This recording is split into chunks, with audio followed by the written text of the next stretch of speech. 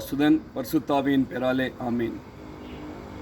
இன்றைக்கு நவம்பர் மாதம் 15ஆம் தேதி 2024 பௌர்ணமி. கிறிஸ்துவுக்குள் பிரியமான சகோதரனே சகோதரியே, ஒரு யுத்தத்துக்கு போகும் பொழுது ஒரு இராணுவம் எதிரியினுடைய பலத்தை மதிப்பிடும். அவன் ஆளுகிற யுக்திகளை அறிந்து அதற்கு தகுந்த பதிலடி கொடுக்க தயாராகும். யோவான் 8:44 சொல்லுகிறது, பிசாசானவனோ பொய்க்கு தந்தை. பிரைஸ் தி லார்ட், ஹல்லேலூயா. எவ்வளோ ஒரு சாமர்த்தியமான ஒரு காரியத்தை பாருங்கள். அவன் பொய் உரைப்பதற்கு தந்தையாம். மிகுந்த பலத்தோடு ஒரு வேளை அவன் நம் முன்னாடி வந்து நின்று நம்மை ஒரு யுத்தத்துக்கு அழைப்பானாகின் நாம் கூட எச்சரிக்கை ஆகிடுவோம். ஆனால் அவனோ மிகுந்த ஒரு வீக் பர்சனை போல, ஒரு பலனற்றவனை போல வந்து நின்று சாமர்த்தியமான பொய்களை சொல்வதை நாம் பார்ப்போம். கிறிஸ்துவுக்குள் பிரியமான சகோதரனே சகோதரியே, அழகை டைரக்ட் அட்டாக் நம்மளை பண்ணி கொண்டிருக்கிறான்.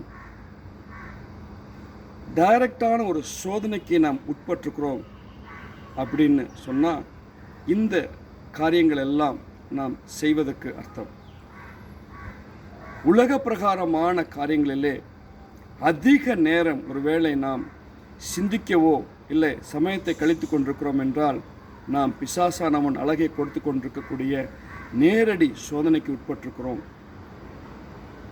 உலகம் கொடுக்கக்கூடிய என்டர்டெயின்மெண்ட்டில் ஒருவேளை டிவி பார்ப்பதிலோ மொபைல் பார்ப்பதிலோ அதிக நேரம் நாம் செலவழித்து கொண்டிருக்கிறோம் என்றால் நிச்சயமாக பிசாசானவன் நம்மை சோதித்து கொண்டிருக்கிறான். நல்லா ஜெபம் பண்ணிட்டு இருந்தேன் பிரதர், ஆனால் இப்போ என்னமோ தெரியல, எனக்கு ஜெபம் பண்ணவே பிடிக்கல. டைரக்டான ஒரு சோதனைக்கு உட்பட்டிருக்கிறோம் என்று அர்த்தம். கிறிஸ்துவுக்குள் பிரியமான சகோதரனே சகோதரியே, ஒருவேளை பிசாசானவன் நம் முன்னாடி கொம்புகளை வைத்து ஒரு அசுவை உருப்படக்கூடிய ஒரு உருவத்தை எடுத்துகிட்டு வந்து நின்றான்னா நம்ம கூட எச்சரிக்கையாகும். ஆனால் அவன் அப்படி வர்றது கிடையாது. சினிமாவில் தான் அதெல்லாம் நடக்கும். அவன் நம் உள்ளத்தில் இறங்கி செயல்படுகிறான். உள்ளத்துக்குள்ளாக அநேக பொய்களை அவன் சொல்லுகிறான். அந்த பொய் நமக்கு இனிமை தரக்கூடியதாக இருக்கிறது. இப்போ ஜெபம் பண்ணாதே, நாளைக்கு காலையில் பார்த்து கொள்ளலாம். கொஞ்சம் படுத்துக்கொண்டே ஜெபம் செய். கிறிஸ்துவுக்குள் பிரியமான சகோதரனே சகோதரி, நேரடி தாக்குதலுக்கு உள்ளாகியிருக்கிறோம்.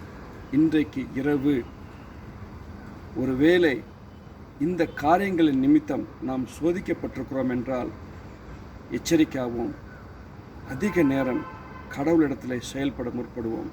பிரைஸ் தி லார்ட், ஆமீன்.